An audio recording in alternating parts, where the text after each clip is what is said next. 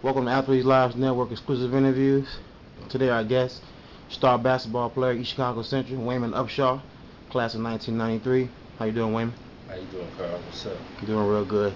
Big interview, man. I've been waiting a long time to get this interview with you. You one of the greats to come to East Chicago Central, man. Yeah. And I just want to thank you. All right, for sure, man. No problem. Yeah.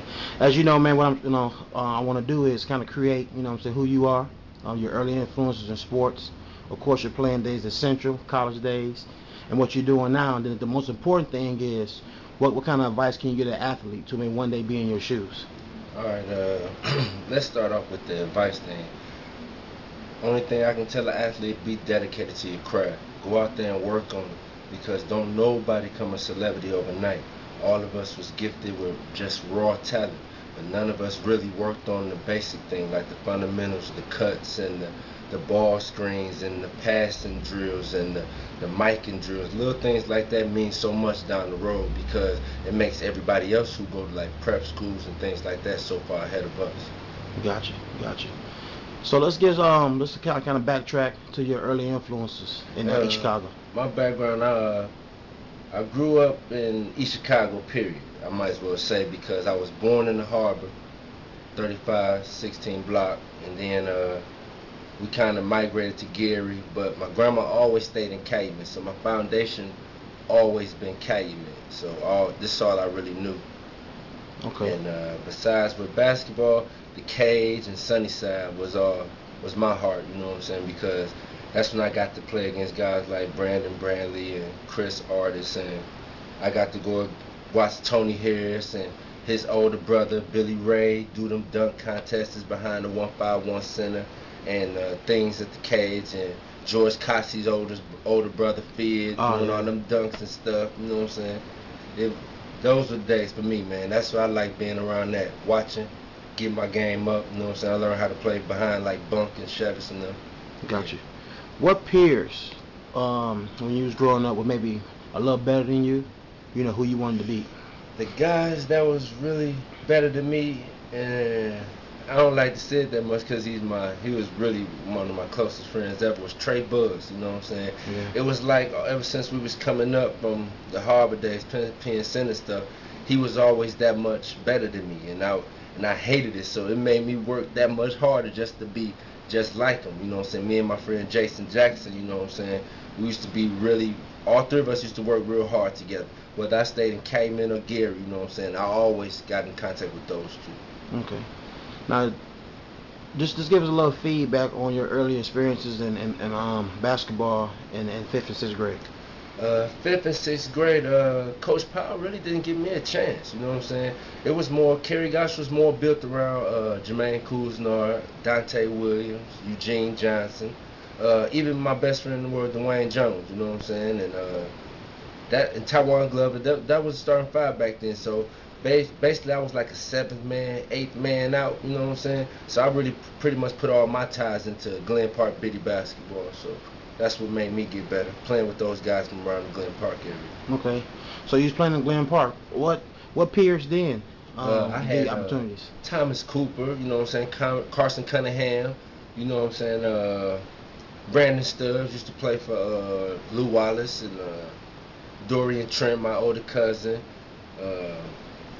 James Ballard, a lot of the guys that played for the Lou Wallace teams, you know what I'm saying? It gave me a chance to spread out, to go against all the Gary athletes. So once I did get in high school, my freshman year, my 8th grade years, I saw them dudes at Edison and Kennedy King and Tolliston already, because I've been playing with them all year, all fall, you know what I'm saying, and all winter, because we played biddy ball together. Now, growing up in EC, and then you're having all your family and friends and playing here, did you lose confidence in basketball, not playing in 5th and 6th grade as much as you wanted to, but then going to Gary and then having a good career? I lost confidence is because I wasn't able to be around like Steve Reese and Wayne Jones, you know what I'm saying, because they were real close to me too, and it's like they're playing, you know what I'm saying, and I'm on the bench watching, so you know what I'm saying, I didn't have no understanding for that, but my father told me this: stay persistent, it'll come around. Got you. Now you're in the 7th and 8th grade. Now give us a little feedback on that. Oh yeah, at Westside, we fell victim to the academic bug there, you know what I'm saying? So all our real great players like Eugene and Dante, they couldn't play with us. So really it's just me, Anthony King, Damon Glenn, Allen Harvey. But Jermaine Kuznar was our focal point, you know what I'm saying? We probably hit 7 points as a team and Jermaine hit 49 something, you know what I mean? Wow. So basically we played off of him, you know what I'm saying? I was just a great defender and I was real hungry, aggressive out there, you know what I'm saying? That's what I brought to the game.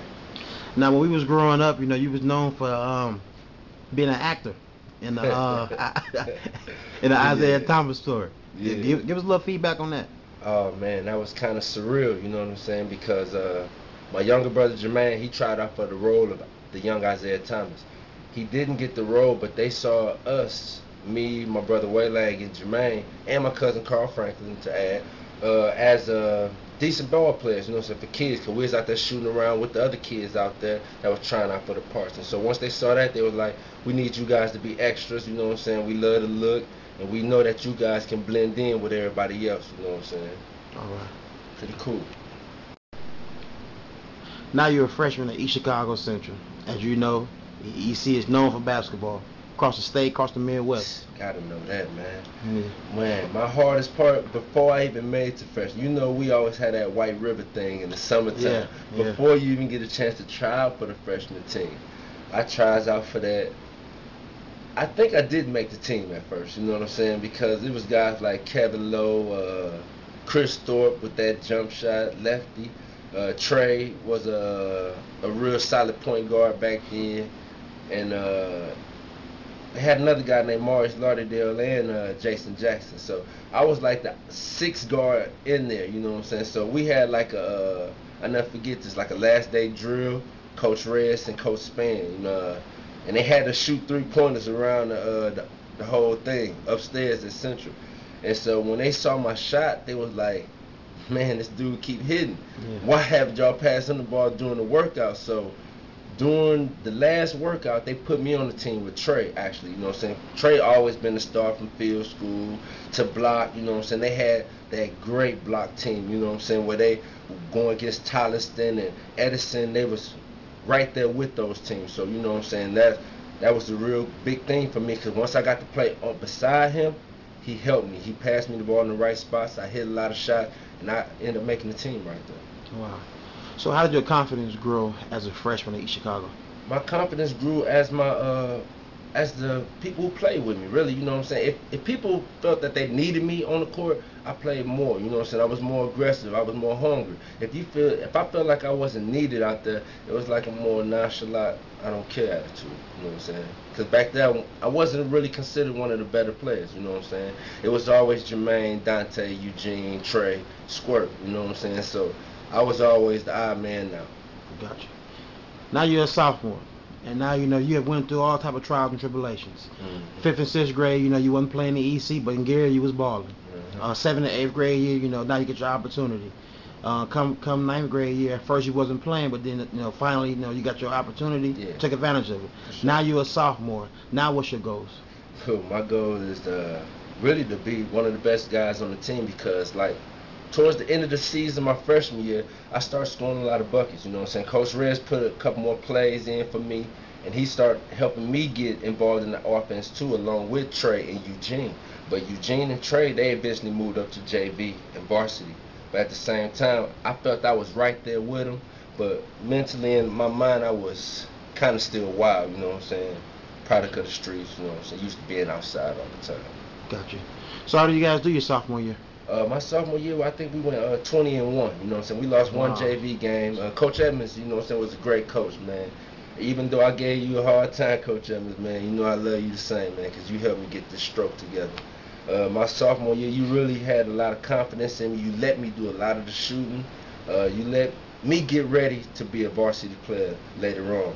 I'm mad that you didn't think I was ready at the end of the year, because I felt I should have been on that varsity team with Charles Ricks and Marlon Anderson and Lonzel French and Battle and Trey and all them, but at the same time, it's all good because it all worked out in the end.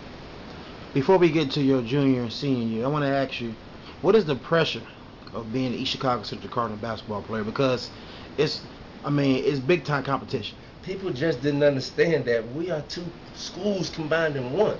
And so it's just alone to be the best player in your neighborhood. So now you got to be one of the best 12 players in your whole city. And this crazy because it's a lot of more basketball players that didn't even get a chance, you know what I'm saying? Like my cousin Kuzavi Powell, he didn't get a chance till later on, you know what I'm saying? But this dude was a great player, you know what I'm saying? Scott Henderson, that lights out jump shot he had, you know what I'm saying? Yeah. Marlon Anderson, he got to play later on, but at the same time, if they would have played early, you know, anything could have happened, man. We had so many great East Chicago teams, man, and everybody couldn't fit in them 12 jerseys.